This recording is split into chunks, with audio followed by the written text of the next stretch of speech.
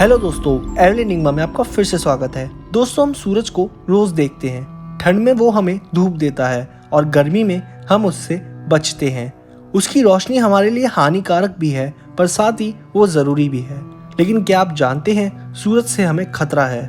हमारी electronic devices को सूरज कुछ घंटों में तबाह कर सकता है। तो चलिए दोस्तों, जानते हैं क्या एक्टिविटीज़ होती है जिनसे सूरज हमें नुकसान पहुंचा सकता है, हमारे इलेक्ट्रॉनिक डिवाइसेस को नष्ट कर सकता है।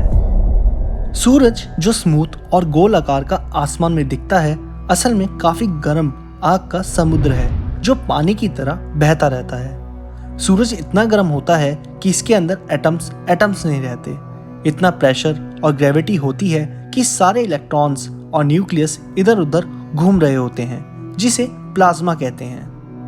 पहले आपको सन की मैग्नेटिक फील्ड के बारे में बताते हैं। इस प्लाज्मा में इलेक्ट्रिक चार्ज होता है, जिससे मैग्नेटिक फील्ड बनती है।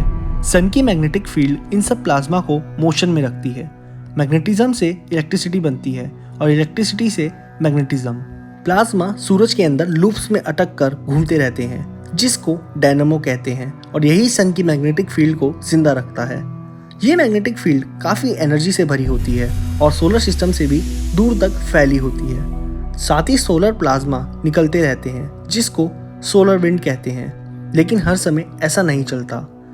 जब सन के प्लाज्मा की मूवमेंट काबू में नहीं होती, तब सारी magnetic field out of control होकर मुड़ जाती है।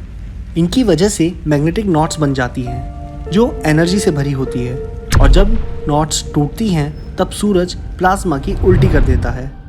ये सोलर स्टॉर्म्स कई प्रकार के आते हैं, जैसे सोलर फ्लेयर। ये रेडिएशन से भरी वेव्स होती हैं जो लाइट की स्पीड से आ रही होती है और रास्ते में प्रोटॉन्स को भी साथ लाती है, जिसको फिर सोलर प्रोटॉन स्टॉर्म कहा जाता है।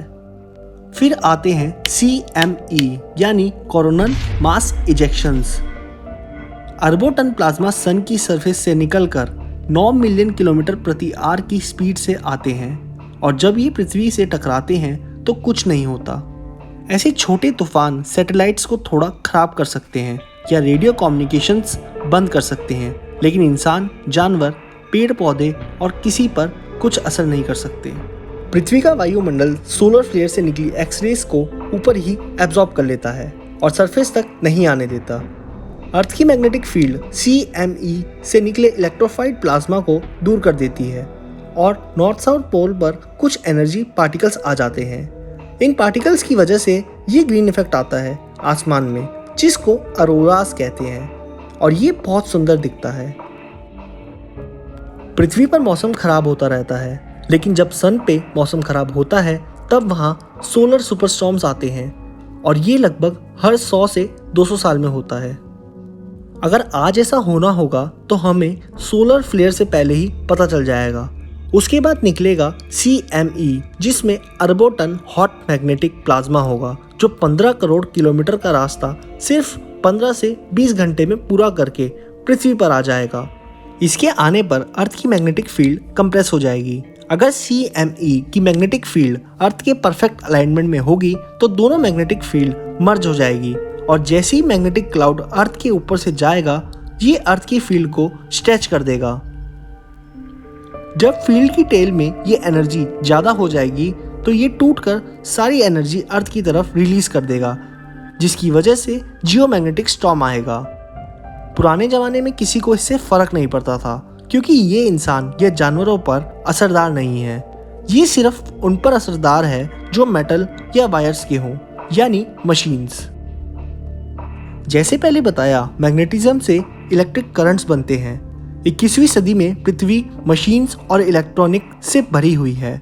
जगह जगह पावर हाउस और ट्रांसफॉर्मर्स हैं जो बिजली को ट्रांसफ़र करते हैं। CME की एनर्जी इनकी फंक्शनिंग को खराब कर सकती है, और तो और पावर स्टेशंस को नष्ट भी कर सकती है। 1989 में क्यूबेक में ऐसा हुआ था, जब पूरी सिटी में ब्लैकआउट हो गया था। सबसे बड़ा सोलर हेरिकेन 1859 में पूरी पृथ्वी पर आया, जिसको द कैरिंगटन इवेंट कहते हैं। अरोरास इतने विशाल थे कि इक्वेटर तक आ गए थे। कई जगह तो इतने ब्राइट थे कि ऐसा लगा कि सूरज निकल आया है। उस समय टेलीग्राफ सिस्टम काफ़ी फेमस था। पूरी दुनिया के टेलीग्राफ खराब हो गए और स्पार्किंग करने लगे थे। आजकल तो हर जगह टेक्नोलॉजी है और सोलर स्टॉर्म का आना तो निश्चित है। 2012 में कैरिंगटन इवेंट जैसा स्टॉर्म काफ़ी छोटे मार्जिन से पृथ्वी को छूकर गया। स्टडीज़ के अकॉर्डिंग ये पूरी दुनिया में काफ़ी डैमेज कर सकता था और सारे डैमेजेस को ठीक करने में लगभग 10 साल लग जाते। ऐसा इवेंट होने के चांसेस लगभग 12% है हर 10 साल में और 50-50 चांस है हर 50 साल में। सिर्फ इतना ही नहीं, पिक्चर अभी बाकी है। 2019 में एक स्टडी ने बताया कि सिंपल स्टार्स जैसे हमारा सन कुछ हजारों सालों में सुपर फ्लेयर भी निकाल सकता है।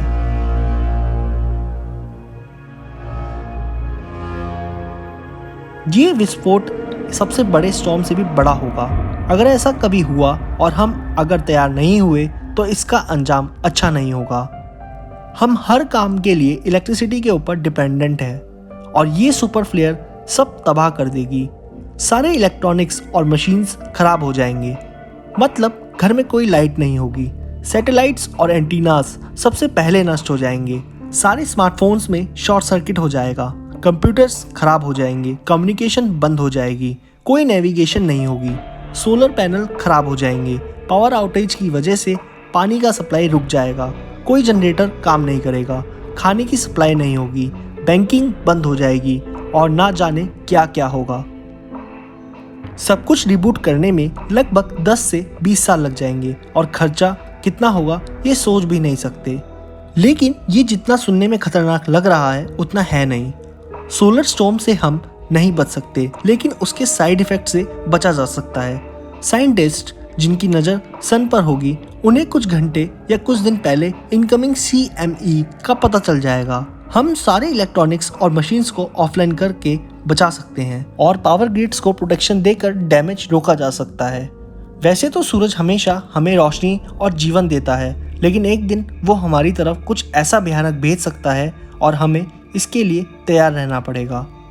तो दोस्तों, आपके क्या विचार हैं इस वीडियो पर, हमें कमेंट में ज़रूर बताएं। अगर वीडियो पसंद आई हो तो लाइक ज़रूर करें और सब्सक्राइब करना ना भूलें।